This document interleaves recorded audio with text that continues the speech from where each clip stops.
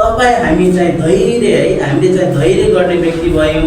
अनि हामी चाहिँ जब हामी धैर्य गर्छौँ, धैर्य गरिसकेपछि चाहिँ परमेश्वरले चाहिँ के गर्नुहुन्छ त हाम्रो प्रार्थना सुन्नुहुन्छ, हामीलाई चाहिँ दृष्टि है हामीलाई हेर्नुहुन्छ उहाँले है। जब तपाईँ हामी धैर्य धारण गर्ने व्यक्ति भयौँ भने उहाँले चाहिँ धैर्य गर्ने व्यक्तिलाई चाहिँ उहाँले के गर्नुहुन्छ त असल तरिकाले हेर्नुहुन्छ। आज तपाईँ हाम्रो जीवन चाहिँ धैर्य नगर्ने जीवन भयो भने है त्यहाँनिर चाहिँ प्रभुको आशिष प्रभुको काम चाहिँ त्यहाँनिर प्रकट हुँदैन। तपाईँ हामी चाहिँ आज धैर्य गर्ने व्यक्ति चाहिँ हुन आवश्यक छ। आमेन। तपाईँ हामी चाहिँ धैर्य गर्ने व्यक्ति हुनुपर्छ, किनभने परमेश्वरको काम देख्नलाई हेर्नका लागि हामीले के गर्नुपर्छ त धैर्य धारण गर्न पनि आवश्यकता छ। त्यो धैर्य जहाँ हामीले धैर्य गर्छौँ है परमेश्वरले चाहिँ छटपटाउने मान्छे हतारमा गर्ने मान्छे चलाक मान्छे त्यसलाई होइन कि जो मानिसलाई चाहिँ प्रभुले के गर्नुहुन्छ त प्रभुको इच्छामा चल्ने मानिसलाई चाहिँ प्रभुले के गर्नुहुन्छ दृष्टि है उहाँको दृष्टि चाहिँ उहाँमाथि छिटो पर्दछ।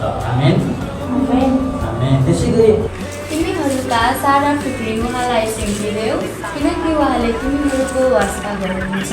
आमेन। यहाँनिर के छ त तिमीहरूका सारा फिक्री उहाँलाई सुम्पिदेऊ किनकि उहाँले तिमीहरूको वास्ता गर्नुहुन्छ।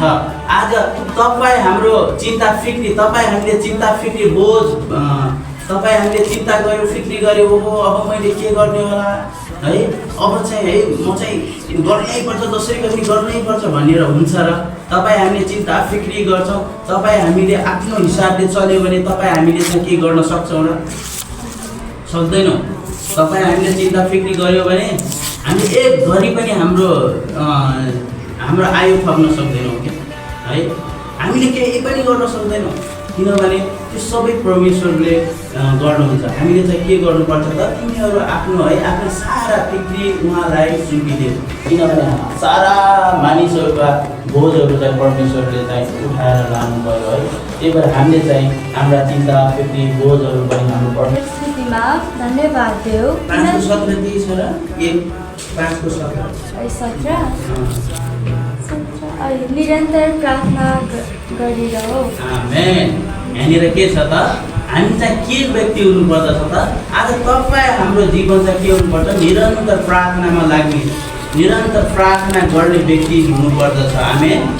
आज तपाईँ हाम्रो जीवन चाहिँ अब हामी त प्रभुको राज्यमा छौँ क्या हामी प्रभुको राज्यमा छौँ। आज तपाईँ हाम्रो जीवन चाहिँ के हुनुपर्दछ त समस्यामा दुःखमा पीडामा पनि हामी के हुनुपर्छ निरन्तर प्रार्थनामा लागिरहने व्यक्ति हुनुपर्छ, निरन्तर प्रार्थना गरिरहने व्यक्ति हुनुपर्दछ। हामी किनभने असल तरिकाले देख्न सक्छौँ है प्रभुको कामलाई चाहिँ असल तरिकाले हामीले चाहिँ बुझ्न सक्छौँ। ओहो यस्तो काम हुँदो रहेछ यो गर्दा चाहिँ यस्तो हुने रहेछ भनेर हामीले के गर्न सक्छौँ त असल तरिकाले उहाँको कामलाई चाहिँ देख्न सक्छौँ। हामी गर्ने व्यक्ति चाहिँ कस्तो हुनुपर्छ भन्ने बारेमा आउनुहोस् हामी चाहिँ बाइबलका केही उदाहरणहरू हेर्नेछौँ है।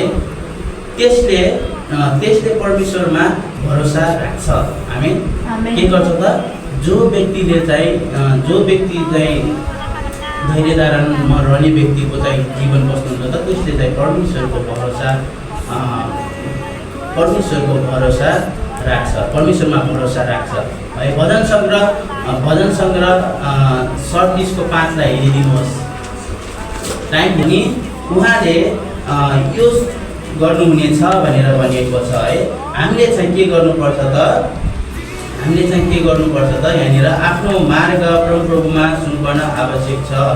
अनि यस्तो हुँदछ है यहाँनिर चाहिँ आफ्नो मार्ग प्रभुलाई सुनुपर्छ उहाँमा नै भरोसा राख है। अनि उहाँले यो गर्नुहुनेछ। यहाँनिर हामीले हेऱ्यौँ भने के छ त है त्यसले चाहिँ सबै कुरा चाहिँ के गर्दछ त आफ्नो मार्ग है प्रभुमा सुम्पन्छ क्या है। सबै कुरा जे पनि गर्छ त्यो मानिसले चाहिँ के गर्छ त सबै कुराहरू चाहिँ प्रभुमा सुम्पन्छ।